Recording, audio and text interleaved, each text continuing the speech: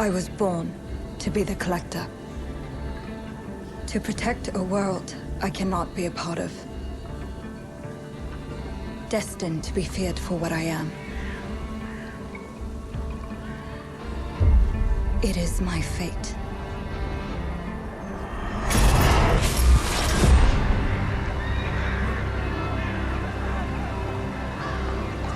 I have devoted my life to facing them.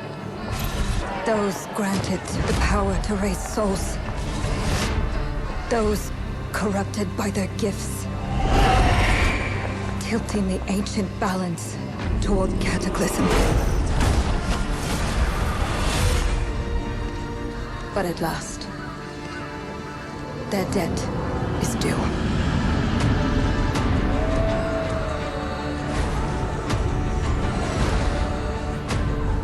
Every choice, every breath has led me to this moment.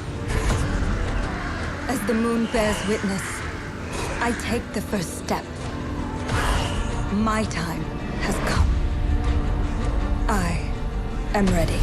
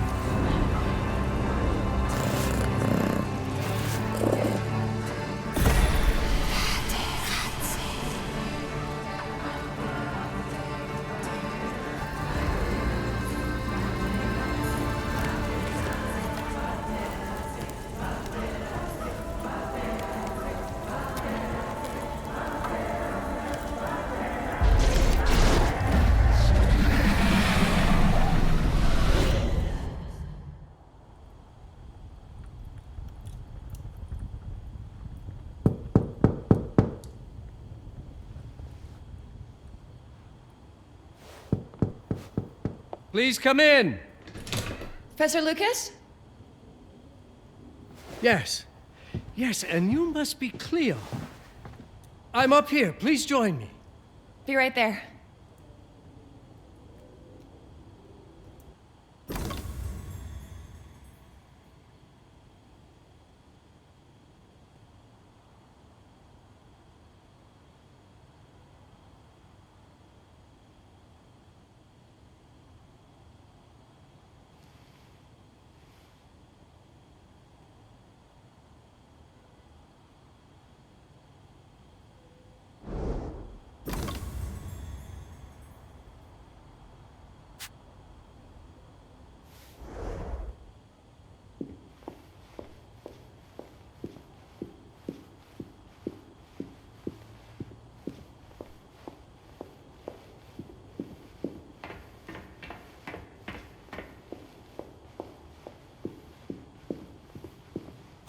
Pleased to meet you, Professor Lucas.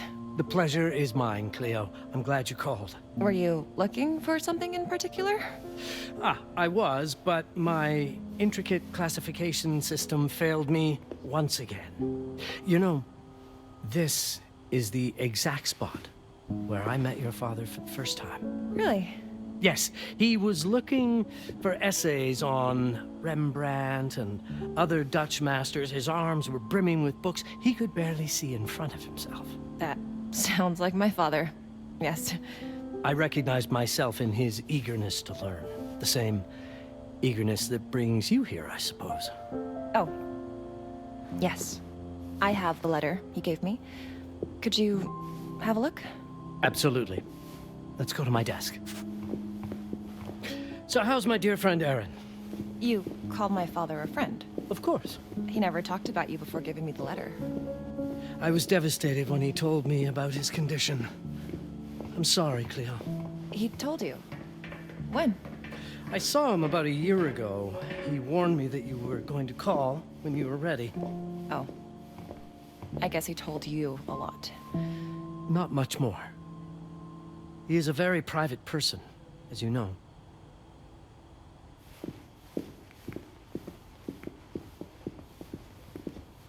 Now, let's see that intriguing letter.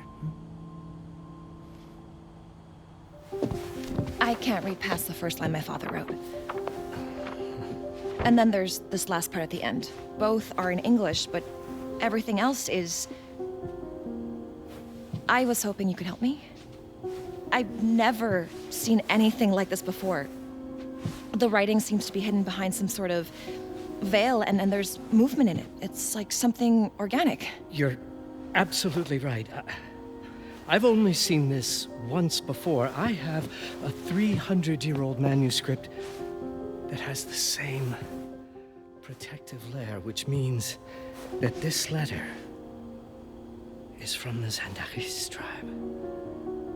Zandaris? Yes. It's a very ancient tribe. I wonder how your father got this letter. Can you decipher it? I'm afraid I can't. But there is a tome in here on ancient writing that mentions the Zandaris' protected communication. Although finding it may be a bit of a challenge. I think I might have stored it a little too well. The library's registry should help.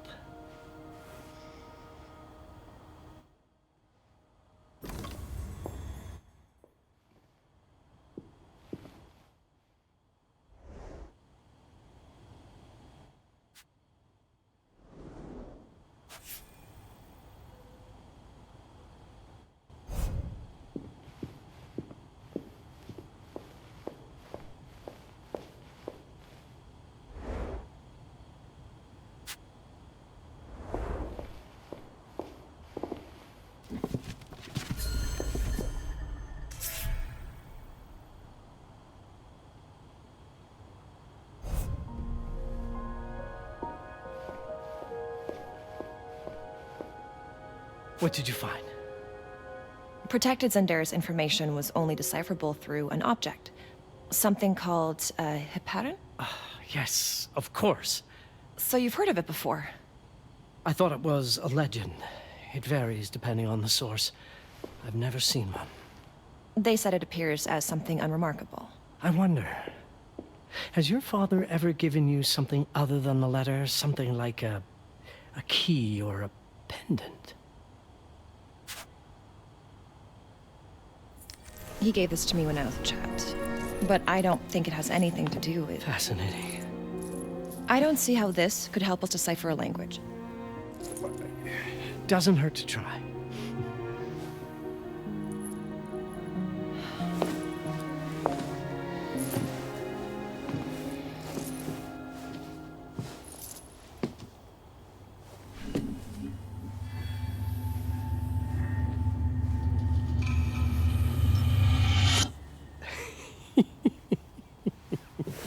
It doesn't work.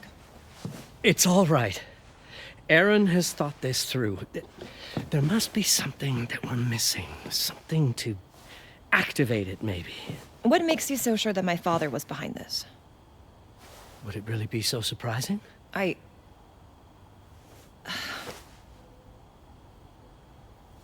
just wish he had told me more before he... I understand, but this is his way to do so. Aaron made sure that we would meet in this very room. He's a brilliant man. None of this is coincidence. Have a look around. See if there's anything that piques your interest. Something only you could notice. Did you know that my father donated a bust of Rembrandt to this school? I didn't. I'm afraid to say I never paid much attention to their donors. That must mean something, right? I know he loves this school, but... I'd say follow that lead. There's a section in this library dedicated to Rembrandt. The Rembrandt lead makes a lot of sense. There's a section on Rembrandt and the Dutch Golden Age up on the mezzanine. You should take a look.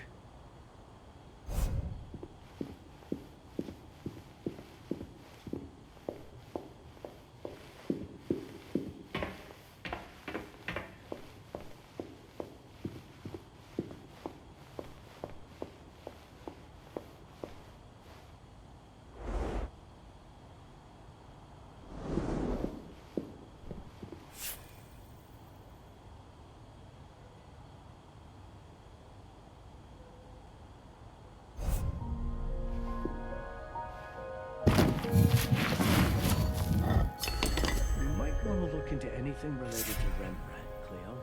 It makes perfect sense if we try to think as your father would.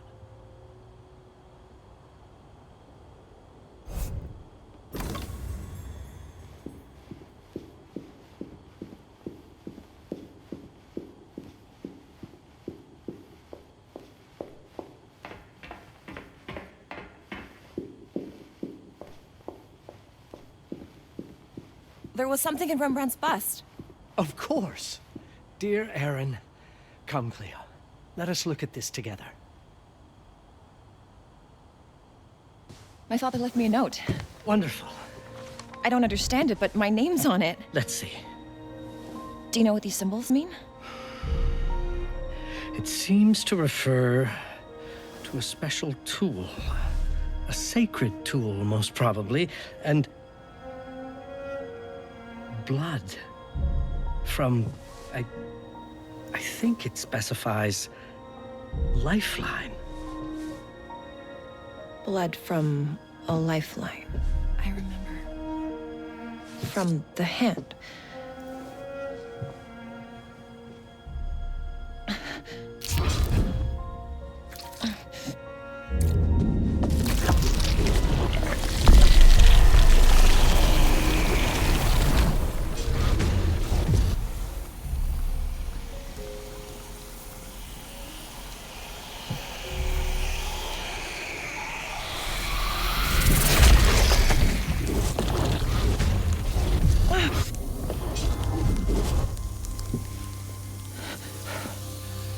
That's it. That's the Hibaran. Aim it at the letter.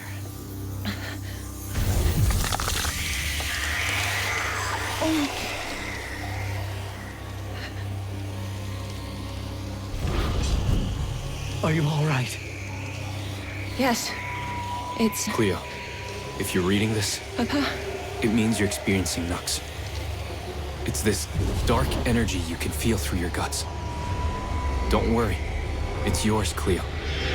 And you'll become its master. You're my daughter, Mabel, and I love you deeply. I once promised to tell you everything about your mother. This is it, but not the way you were expecting. Take these words as a guide to prepare you for what's coming. It all started on December 30th, 1999. I was with Agnes, my girlfriend at the time. We were in Amsterdam for the year 2000 celebrations, and we had a room in a pretty cool hotel.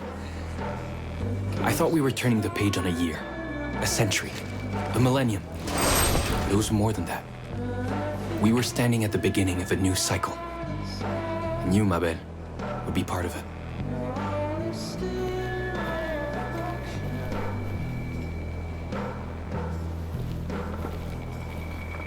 Everything starts with Agnes, as far as you and I are concerned, Cleo.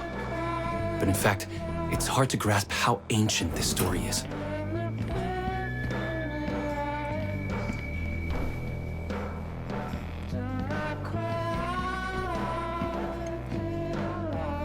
Agnes was different. An old soul, yet joyful, always surprised by life. From the very beginning, it felt as though she already knew me. It was awesome.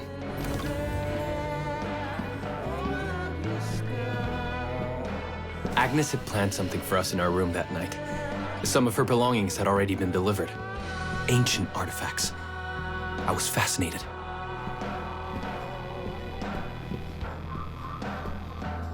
Truly, I had no idea what Agnes had in mind. But you know what, Cleo? I didn't care. I was in love.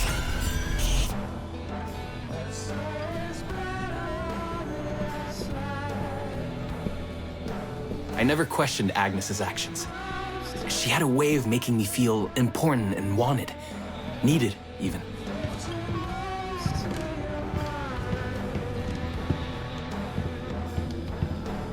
As we walked to her room, I felt a new kind of excitement. Impossible to describe. I didn't yet know I was about to lose my grip on reality.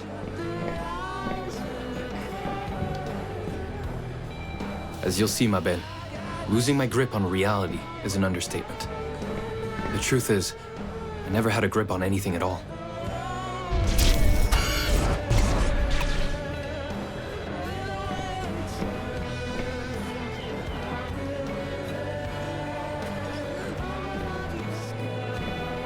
The closer we got, the more something stirred in my veins.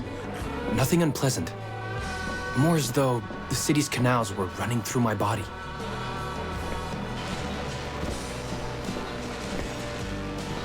There was something electric about Agnes. A force emanated from her. The force I was about to discover.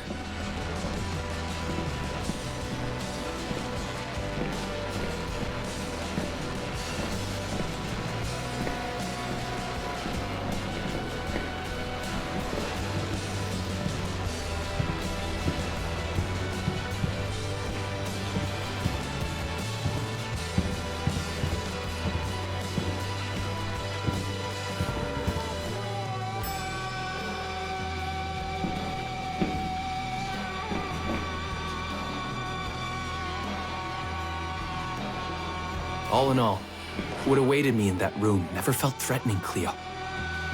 Deep inside, somehow, it always felt as though I'd been chosen.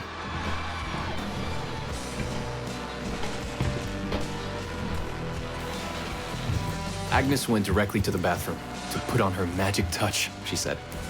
She didn't need any in my view, but she was being literal, I guess.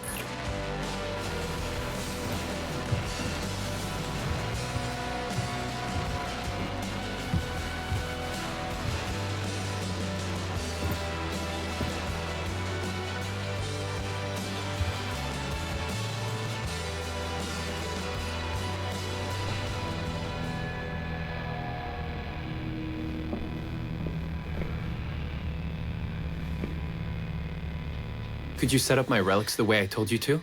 She asked from the bathroom. I had to rummage through a chest, a shelf, even her bag to find those things of hers. So old they were unsettling.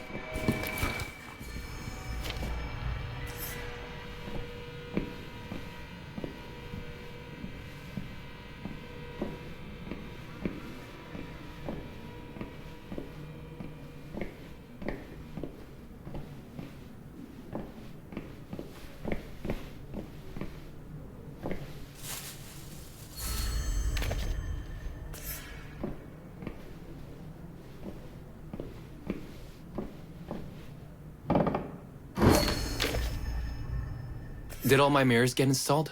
She asked. Yes. They'd been placed around the bed, and the bed had been moved. Even now, I don't know how, or by whom.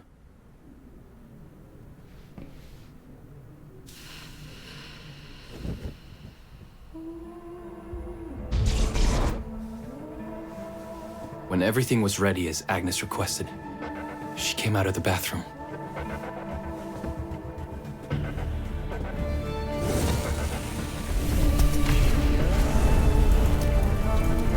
She was...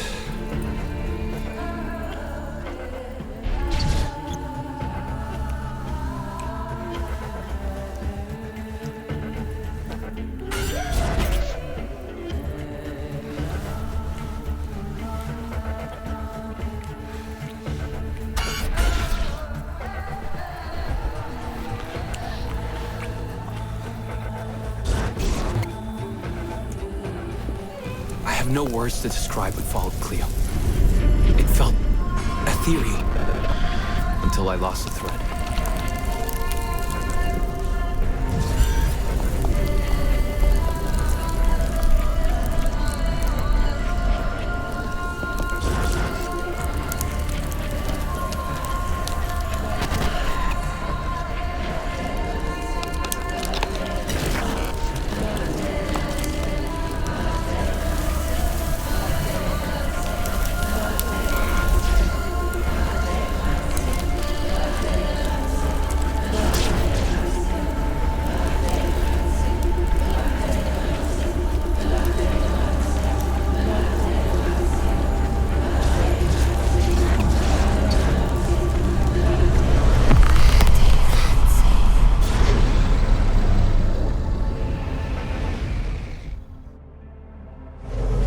Woke up or something. I'm still not sure. I was a cat, Cleo. Yes, you read that well. I was a cat. The room was like in a nightmare. Agnes was floating, literally, and seemed frozen in time.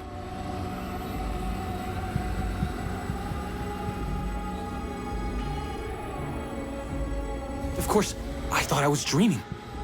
But not for long. It was too real, somehow. I could feel the fur on my body.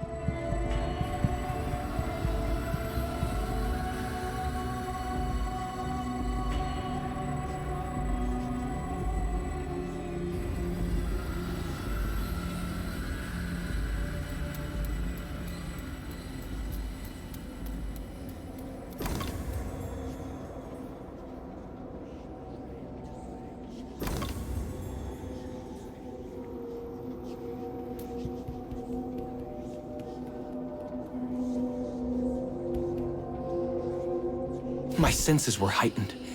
Everything I saw or heard became a voice calling me. Go further, and you'll see. Go further, and you'll see.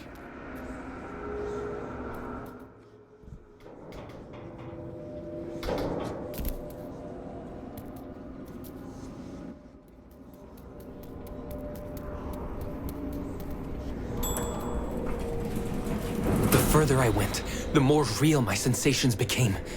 Yet the world around me felt increasingly surreal.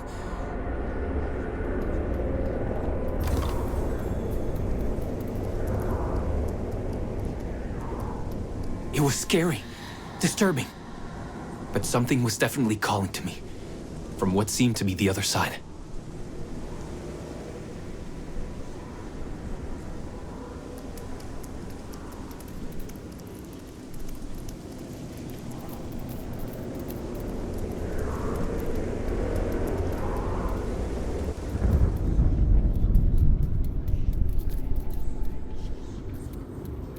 And then, in a forest, yes, a forest, I knew it in my bones.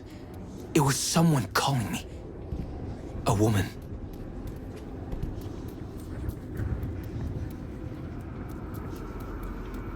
Things were blurring together, Cleo. My cat spirit, a thirst for freedom, for leaping onto anything, and my pull toward her calls.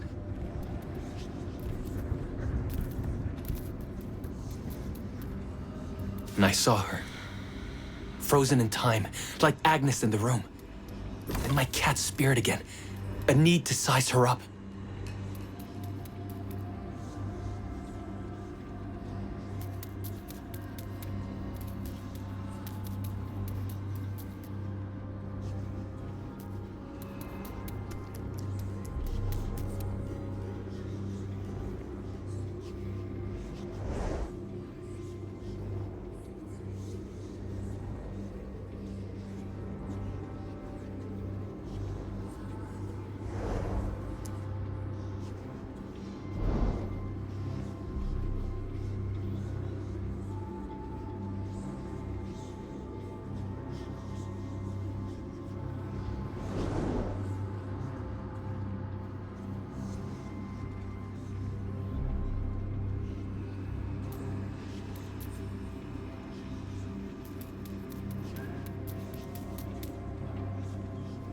Then it happened.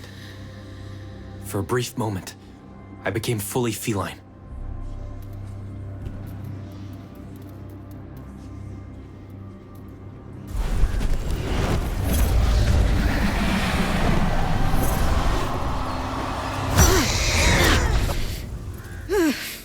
Welcome, Patarazzi.